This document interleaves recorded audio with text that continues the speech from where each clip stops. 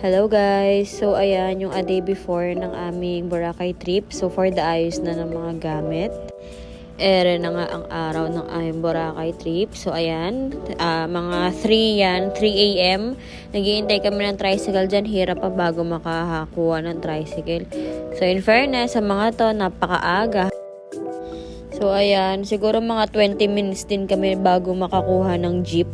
Sa Robinson kasi yung aming punta kasi doon yung bus na papunta sa Terminal 1, 2, and 3. So medyo mas tipid kung magbabas kami kesa kung mag-grab kasi sa bus is 300 lang yung pamasahe. O diba, ang ganda naman talaga ng bus, tama, may model pang kasama, char. So ayan, diba, ang lawak niya. Kami pa lang yung pinakaunang pasahero kasi ang aga namin. So yung first trip niya is 5 a.m. So, ayan. Siguro dumating kami dyan mga 4 sakto. Kasi nga, inaano namin, baka mamaya ang dami na agad pasahero. Baka maiwan kami ng bus. Kaya inagahan na talaga namin. So, ayan. Minidyohan ko pa yung sa office namin. Wala lang para inggitin yung mga kawork ko. Char. Joke lang. Tsaka mabilis lang din pala yung biyahe ng bus. Siguro mga less than 40 minutes lang yung biyahe. Hindi ko masyado na sure. Nakatulog ako eh. So, ayan, papasok na kami dyan sa gate 2. Ay, taray. Sino ka dyan? Saan magnininang? So, ayan, for the lakad pa rin. And then nga pala, guys, nag-online check-in na kami. A day before pa lang nung flight para mas less hassle din. Kasi nga, yung bus na sasakay namin is hindi namin sure. Baka mamaya matagal yung biyahe. So, ayun, para hindi na kami mag-check-in. Kasi maaga yung flight namin, 7 a.m. Ako, si Jerome, tsaka si Chi. Kasi iba-iba yung nabook naming flight, so hindi kami sabay-sabay. So, ayan, di ba kami tatlo na magkakasama kasi nga 7 a.m. yung flight namin. Tapos sila JJ, yung flight nila is parang 12 or 1 ata. Tapos sila Karen naman, sa gabi naman yung flight nila. Hindi kasi namin nabook siya ng sabay-sabay. So, ayun talaga, iba-iba yung oras. Pero kaya rin lang yun, magkikita-kita rin naman sa Boracay. And then, ayan, siguro mga 6:30 yan. So, ayan, nagsumakay kami ng bus papunta doon sa airplane na sasakyan namin. So, ganyan naman talaga yung Cebu Pacific kasi nakaraan nung nag-Cebu Pacific din kami pauwi. Ata, ayun, nag-bus din kami. In fairness, nakakamiss din magsakay sa aeroplano kasi parang 3 years ago yung huling sakay namin sa airplane nung nagpunta kami kila ate sa Dubai. Diba, nakakamiss talaga. Sarap-sarap sumakay sa aeroplano.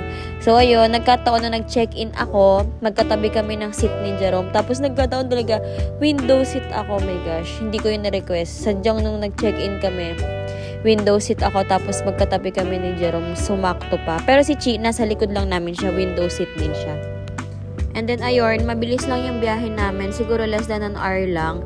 Nakarating na agad kami sa Katiklan. And then, ayan, ang sarap talaga bumiyahe. Sobrang hangin dyan. Tapos, alam mo yun, nararamdaman mo na yung simoy ng dagat, char. So, ayun, guys. Pagbaba naman namin ng airplane, wala na masyadong hiningi sa amin. So, dire-diretso na lang yung paglabas namin dyan. Ayan, guys. Sorry na haggard. Sobrang hangin kasi dyan. Kala mo naman talaga for the vlogger siya. Pero nakakamiss din naman kasi mag-MMing vlog. Naalala ko lang nasa Dubai kami, nagaganoin kami, MMing vlog lang. So, ayun guys, yung service nga pala namin is package na siya dun sa binook namin ng hotel para less hassle na gano'n. Tapos, hindi na kami nag-DIY. So, ayan, pumunta lang ako sa window 5, nag-register. Tapos, may binigay lang na sticker, ayan, parang palatandaan na nakabukas sa kanila.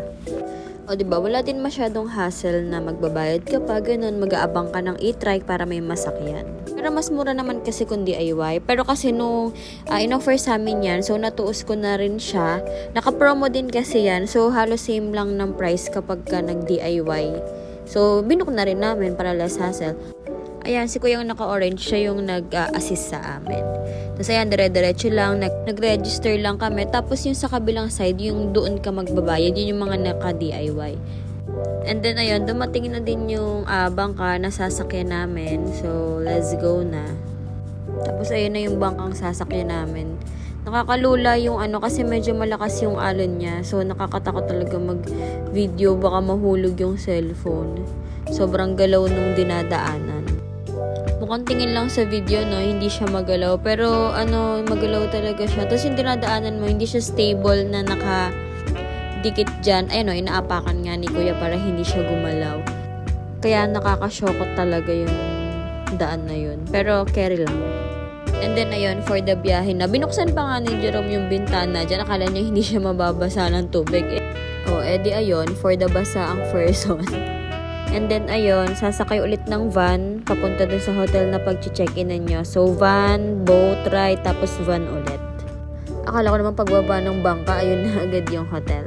So, dito nga pala kami naka-check-in sa La Carmela de Boracay Hotel. So, ayun, parang 12 p.m. pa or 2 p.m. yung check-in time. So, masyadong maaga yung flight namin, 7 a.m. So, ang aga namin nakarating dyan. Mga siguro 10 a.m. ata. So, ayan, nag-iintay kami kung pwede na mag-early check-in.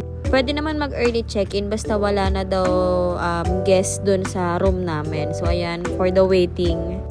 Pero thanks God, walang guest dun sa room namin. So, nakapag-early check-in kami. Pagdating namin, nakapag-check-in na din kami. Sakto rin kasi medyo masama yung pakiramdam ni Jerome dyan. So, ayun, nakapagpahinga naman agad siya. And then, ayun, medyo mga gutom na. So, nag-aya na si Chi kumain. Kasi hindi namin kalapit ng hotel sila, Chi. So, sa ibang hotel sila naka-check-in. Pero kaya lang, malapit lang din naman. So, ayan, for the lakad kami. Pupuntahan namin si Chi.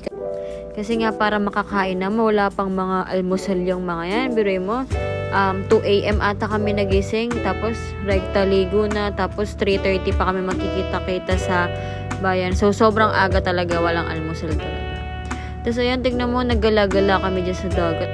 Ang ganda talaga dito guys sa Boracay, grabe. So, nakakawala talaga siya ng problema. Iniwan ko yung problema ko sa Laguna. Para naman stress-free tayo dito, Ems.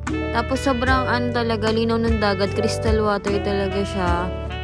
Walang halong daya guys. Sobrang nakaka-relax talaga dito. Parang bitin nga yung 4 days parang gusto ko mag-extend ng 1 month. Joke lang, baka mawalan tayo ng work. So guys, gabi na agad. Napakabilis matapos ng first day ko dito sa Boracay. Diyos ko, day. So sige na, ayon lang. Bye.